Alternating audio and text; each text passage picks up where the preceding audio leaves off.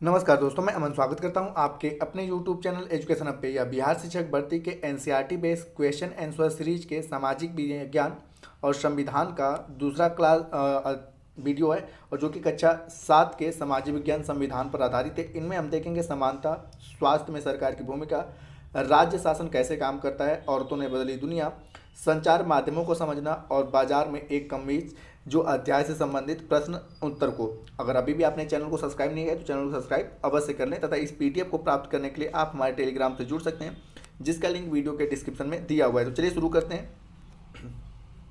यहाँ पे पहला प्रश्न दिया गया है कि निम्नलिखित कथनों पर विचार कीजिए, और कह रहा है कौन सा कथन सत्य है। तो पहला कह रहा है कि संविधान में उल्लिखित समानता के अधिकार के अनुसार कानून सभी समान है, अर्थात प्रत्येक व्यक्ति यानी कि देश के राष्ट्रपति से लेकर कामगारों नौकरों तक सभी को कानून का समान पालन करना है, जो कि बिल्कुल आपका सही है।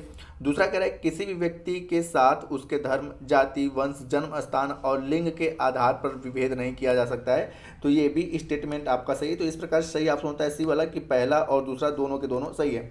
तो बात करते हैं कि संविधान में उल्लेखित जो समानता के अधिकार के अनुसार कानून सभी के लिए समान है, अर्थात प्रत्येक व्यक्ति यानी कि वह देश का राष्ट्रपति हो या एक काम करने वाला नौकर हो, सभी के लिए कानून का एक समान है और सभी को कानून का पालन करना है। किसी व्यक्ति के साथ उसके धर्म, जाति, वंश, जन्म स्थान, लिंग के आधार पर भेदभाव नहीं किया जाता है। और इन दोनों कथनों को पहले की व्याख्या भारतीय संविधान के अनुच्छेद 14 में की गई है और दूसरे की व्याख्या भारतीय संविधान के अनुच्छेद 15 में की गई है। अगला क्वेश्चन जो है वह आपका एक निम्नलिखित कथनों पर विचार कीजिए, और कह रहा है कि कौन सा कथन सत्य है। तो पहला कह रहा है कि स्कूल में दोपहर का भोजन देने की योजना सर्वप्रथम आंध्र प्रदेश राज्य से प्रारंभ हुई थी। तो ये आपका स्टेटमेंट गलत है, क्योंकि यह योजना सर्वप्रथम की गई थी तमिलनाडु राज्य से। ठीक है, तमिलनाडु राज्य से इसकी शुरुआत की गई थी। तो पहला वाला स्टेटमेंट आपका गलत है। दूसरा कह रहा है कि 2001 में उच्चतम न्यायालय ने सभी राज्य सरकारों को इसे अपने अपने राज्य के स्कूलों में 6 माह के अंदर आरंभ करने के निर्देश भी जारी किए थे। तो ये आपका स्टेटमेंट आपका सही। तो इस प्रकार से सही ऑप्शन होता है केवल बी वाला आपका सही है, पहला गलत है। जानते हैं कि स्कूल में दोपहर का भोजन देने की योजना सर्वप्रथम तमिलनाडु में शुरू की गई थी। इस कार्यक्रम में काफ़ी सकारात्मक प्रभाव भी दिखाई थी। इस कार्यक्रम से जातिगत पूर्वाग्रहों को कम करने में काफ़ी सहायता मिली, क्योंकि स्कूल में उच्च निम्न जाति के सभी प्रकार के बच्चे एक साथ बैठकर भोजन कर रहे थे। इस कार्यक्रम ने उन निर्धन विद्यार्थियों को भूख मिटाने में सहायता की जो प्रायः खाली पेट स्कूल आते थे। मध्याह्न भोजन कार्यक्रम ने स्कूल में निर्धन बच्चों के प्रवेश व उनकी उपस्थिति को भी बेसिक तौर पे बढ़ा दिया था। अगला क्वेश्चन है कि निम्नलिखित कथनों पर विचार कीजिए, और कह रहा है कौन सा कथन सत्य है। तो इसके बारे में यहाँ पर हम जानते हैं। तो यहाँ पे पहला जो कह रहा है कि रोजा पार्क्स की विद्रोही प्रतिक्रिया ने अमेरिका में अफ्रीकी अमेरिकियों के साथ असमानता को लेकर एक विशाल आंदोलन प्रारंभ हो गया, जो नागरिक अधिकार आंदोलन यानी कि सिविल राइट्स मूवमेंट कहलाए, जो कि बिल्कुल आपका सही है। दूसरा कह रहा है कि अमेरिका में 1964 में नागरिक अधिकार अधिनियम ने नस्ल, धर्म और राष्ट्रीय मूल के आधार पर भेदभाव को निषेध कर दिया। वह अफ्रीकी अमेरिकी बच्चों के लिए, सभी बच्चों के लिए दरवाजे भी खोल दिए। तो दोनों के दोनों स्टेटमेंट आपके सही हैं। तो सही ऑप्शन होता है आपका सी वाला, कि पहला और दूसरा स्टेटमेंट दोनों सही है। तो जानते हैं कि सिविल राइट्स मूवमेंट की शुरुआत करने का श्रेय अफ्रीकी अमेरिकी महिला रोजा पार्कर्स को जाता है। इन्होंने जो आंदोलन की शुरुआत किया था, इसी आंदोलन के द्वारा साल 1964 में नस्ल, धर्म और राष्ट्रीय मूल के आधार पर भेदभाव को निषेध कर दिया गया। तो इस प्रकार से आपका दोनों के दोनों स्टेटमेंट सही होते हैं। अगला प्रश्न है कि निम्नलिखित कथनों पर विचार कीजिए, और कह रहा है कौन सा कथन असत्य है। तो यहाँ पर जानते हैं, पहला कह रहा है कि स्वास्थ्य का अधिकार मौलिक अधिकार का भाग नहीं है। यही कारण है कि स्वास्थ्य सुविधाएं सभी के लिए समान रूप से उपलब्ध नहीं है। तो यह बिल्कुल आपका गलत है, क्योंकि स्वास्थ्य का अधिकार जो है वह मौलिक अधिकार का पार्ट है। आगे एक्सप्लेन में हम देखेंगे। दूसरा कह रहा है आपका कि स्वच्छ पेयजल की आपूर्ति न होने के कारण जल जनित संक्रामक बीमारियों से अधिक लोग पीड़ित हैं। तो यह बिल्कुल आपका सही है। तो पूछा है असत्य कौन सा है, तो पहला वाला असत्य है, क्योंकि अब यहाँ पे हम जानते हैं कि स्वास्थ्य का अधिकार हमारा मौलिक अधिकार है, बावजूद इसके सभी को समान रूप से स्वास्थ्य सुविधाएं उपलब्ध नहीं हो पाती हैं। स्वास्थ्य के अधिकार को जीवन के अधिकार के अकॉर्डिंग अनुच्छेद 21 यानी कि 21 के अंतर्गत शामिल किया गया है। स्वच्छ पेयजल की आपूर्ति न होने के कारण जल जनित संक्रामित बीमारियों ने लोगों को अधिक पीड़ित किया है। अशुद्ध पानी के सेवन से संक्रामित बीमारियां होती हैं, जैसे कि हैजा, पेट के कीड़े और हेपेटाइटिस इत्यादि। संक्रामित बीमारियों में से ज़्यादातर बीमारियां अशुद्ध जल के सेवन से ही होती हैं। अगला क्वेश्चन है कि भारत के संदर्भ में निम्नलिखित कथनों पर विचार कीजिए, और कह रहा है कि कौन सा कथन सत्य है। तो अब यहाँ पे पहला कह रहा है कि भारत में दुनिया के सर्वाधिक चिकित्सीय महाविद्यालय हैं और यहाँ सबसे अधिक डॉक्टर तैयार किए जाते हैं, जो कि बिल्कुल आपका सही है। दूसरा कह रहा है कि भारत विश्व का दवाई निर्मित करने वाला चौथा बड़ा देश है और यहाँ से भारी मात्रा में दवाइयों का निर्यात भी होता है। तो दूसरा वाला भी स्टेटमेंट आपका सही है। तो इस प्रकार से दोनों के दोनों स्टेटमेंट आपके सही होते हैं। अब इसके बारे में आप जानते हैं कि संसार में भारत में सबसे अधिक चिकित्सक महाविद्यालय और सबसे अधिक डॉक्टर होने के बावजूद देश में ऐसी स्थिति है कि इसका मुख्य कारण यह है कि अधिकांश डॉक्टर शहरों में हैं और ग्रामीण जनसंख्या को डॉक्टरों तक पहुंचने के लिए लंबी दूरी तय करनी पड़ती है। ग्रामीण क्षेत्रों में डॉक्टरों की संख्या अपेक्षाकृत बहुत कम है, वह बड़े डॉक्टरों की संख्या काफ़ी कम है। दवाइयों के बड़े निर्माता व निर्यातक होने के बावजूद भी यहाँ दवाइयों की अधिक कीमत है, जिसके कारण इनकी प्रत्येक नागरिकों तक पहुँच क्या होती है, मुश्किल हो जाती है और इसी वजह से अत्यधिक भारत में मौतें होती हैं। अगला जो क्वेश्चन है कि निम्नलिखित कथनों पर विचार कीजिए, और कह रहा है कौन सा कथन सत्य है। तो पहला कह रहा है कि हमारे संविधान के अनुसार लोगों के हित सुरक्षित करना और सबको स्वास्थ्य सेवाएं प्रदान करना सरकार का प्राथमिक कर्तव्य है, जो कि बिल्कुल आपका सत्य है। दूसरा कह रहा है कि सरकार कर से प्राप्त धन का उपयोग सार्वजनिक सुविधाएं प्रदान करने में नहीं करती है। तो यह गलत है बेसिक तौर पे, क्योंकि सरकार जो धन प्राप्त करती है उसका उपयोग सार्वजनिक सुविधाएं प्रदान करने में करती है। तो इस प्रकार से केवल पहला वाला कथन सत्य है, दूसरा वाला असत्य है। तो जानते हैं इसके बारे में कि हमारे संविधान के अनुसार लोगों के हित सुनिश्चित करना और सबको स्वास्थ्य सेवाएं प्रदान करना सरकार का प्राथमिक कर्तव्य है। जनता द्वारा जितने करों का भुगतान सरकार को किया जाता है उसे सरकार द्वारा चिकित्सा सुविधा, प्रतिरक्षा, पुलिस, न्यायिक व्यवस्था और शिक्षा में लगाया जाता है।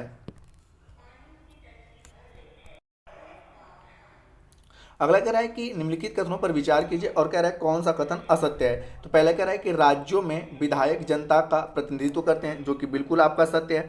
दूसरा कह रहा है कि भारत के प्रत्येक राज्य में विधानसभाएं हैं, तो ये भी आपका सत्य है। तो इस प्रकार से यहाँ पे राज्य क्या है ना कि यूटीज़ का है, केंद्र शासित राज्य नहीं क्या है, राज्य का है, ठीक है। तो इसलिए दूसरा वाला भी स्टेटमेंट आपका सही होता है। तो इस प्रकार से देखेंगे ना तो पहला गलत है, नहीं दूसरा गलत है। इस प्रकार से सही ऑप्शन होता है डी, कि दोनों के दोनों ऑप्शन सही हैं। और यहाँ पूछा है कौन सा असत्य है। अब जानते हैं कि भारत के प्रत्येक राज्य में विधानसभा है और हर राज्य कई निर्वाचन क्षेत्रों में बटे होते हैं। हर निर्वाचन क्षेत्र से जनता एक प्रतिनिधि चुनती है जो विधानसभा का सदस्य अर्थात विधायक बन जाता है और अपने क्षेत्र की जनता का प्रतिनिधित्व करता है। विधायक को हम लोग एमएलए यानी कि मेंबर ऑफ लेजिस्लेटिव असेंबली भी कहते हैं। अतः दोनों कथन आपका सही है। अगला क्वेश्चन है कि निम्नलिखित कथनों पर विचार कीजिए, और यहाँ पे कह रहा है कौन सा कथन सत्य है। तो पहला कह रहा है कि साल 2006 में कानून बनाकर घरेलू, शारीरिक और मानसिक हिंसा से पीड़ित औरतों को कानूनी सुरक्षा प्रदान की गई, जो कि बिल्कुल आपका सही है। दूसरा कह रहा है कि 1997 में सर्वोच्च न्यायालय ने कार्य करने के स्थान पर शैक्षणिक संस्थानों में महिलाओं के साथ होने वाली यौन प्रताड़ना से उन्हें सुरक्षा प्रदान करने हेतु दिशा निर्देश जारी किए, जिन्हें विशाखा गाइडलाइंस कहते हैं। ये भी आपका सही है। और तीसरा कह रहा है कि 8 मार्च को अंतर्राष्ट्रीय महिला दिवस के रूप में मनाया जाता है। तो आपका तीसरा वाला भी स्टेटमेंट आपका सही। तो इस प्रकार से सही ऑप्शन होता है टी, कि सभी के सभी ऑप्शन सही हैं। अगला जो क्वेश्चन है कथन और कारण से। कथन कह रहा है कि जब सरकार समाचार के किसी अंश, फिल्म के किसी दृश्य या गीत की किसी अभिव्यक्ति को जन समुदाय तक पहुंचने से प्रतिबंधित करती है तो उसे सेंसरशिप कहा जाता है। तो ये बिल्कुल सही है कि इसी चीज़ को हम सेंसरशिप कहते हैं। और कारण कह रहा है कि इतिहास में ऐसे मौके भी आए जब सरकार ने संचार माध्यमों के ऊपर सेंसर लगाया, और इसमें सबसे बुरा समय साल 1975 से 1977 तक था, जो कि आपातकाल का समय था। तो कारण भी सही है, लेकिन कारण जो है वह कथन का स्पष्टीकरण नहीं कर रहा है कि सेंसरशिप कहा जाता है और सेंसरशिप क्यों लगाया जाता है। यहाँ पे कथन तो दिया, लेकिन कारण में ये होना चाहिए कि सेंसरशिप क्यों लगाया जाता है, तो वह उसका व्याख्या नहीं कर रहा है, लेकिन कारण अपनी जगह पे सही है, ठीक है। तो इस प्रकार से आप कह सकते हैं कथन और कारण दोनों तो सही है, लेकिन कारण जो है वह कथन की सही पुष्टि नहीं करता है। तो सही ऑप्शन आपका होता है बी। अब यहाँ पे जानते हैं जब सरकार संचार के किसी अंश, फिल्म के किसी दृश्य या गीत की किसी भी अभिव्यक्ति को जन समुदाय तक पहुंचने को प्रतिबंधित करती है तो उसे हम लोग सेंसरशिप कहते हैं। इतिहास में ऐसे कई मौके हैं जब सरकार ने संचार माध्यमों के ऊपर सेंसर लगाया और इनमें से सबसे बुरा समय था साल 1975 से 1977 का, जब आपातकाल लगाया गया था। अगला जो क्वेश्चन है वह कह रहा है कि निम्नलिखित कथनों पर विचार कीजिए और कह रहा है कौन सा कथन सत्य है। तो पहला कह रहा है कि तमिलनाडु में सप्ताह में 2 बार लगने वाला इरोड का कपड़ा बाजार संसार के विशाल बाजारों में से एक है, जो कि बिल्कुल आपका सही है। दूसरा कह रहा है कि दादन व्यवस्था व्यापार और बुनकरों के बीच की एक व्यवस्था है जिसमें व्यापारी कच्चा माल देता है और बुनकरों से तैयार माल प्राप्त करता है। तो दूसरा वाला भी स्टेटमेंट आपका सही है। तो इस प्रकार से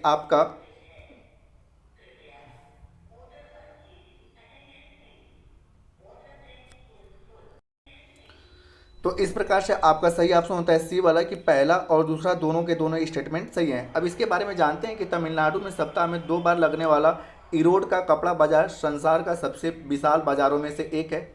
कपड़ा व्यापारी यहाँ से भारी मात्रा में कपड़ा खरीदते हैं। दादन व्यवस्था की बात करें तो दादन व्यवस्था में बुनकर व्यापारियों द्वारा उपलब्ध सूत व डिजाइन लेते हैं और कपड़ा तैयार करते हैं। इससे बुनकरों की अतिरिक्त मेहनत बच जाती है, जैसे सूत खरीदना व कपड़े की डिजाइन पर माथापच्ची करना आदि जो होता है उसको लेकर दादन व्यवस्था में बुनकरों को व्यापारी बहुत कम पैसा देते हैं। व्यापारियों के ऊपर निर्भरता को कम करने और बुनकरों की आमदनी बढ़ाने के लिए सहकारी संस्थाओं का निर्माण किया जाता है, जो व्यापारियों से सूत प्राप्त करके बुनकरों में बांट देते हैं और सहकारी संस्थाएं विक्रय करके भी कार्य करती हैं, जिससे कि व्यापारी की भूमिका समाप्त हो जाती है और इससे बुनकरों को उचित मूल्य क्या होता है, प्राप्त होता है।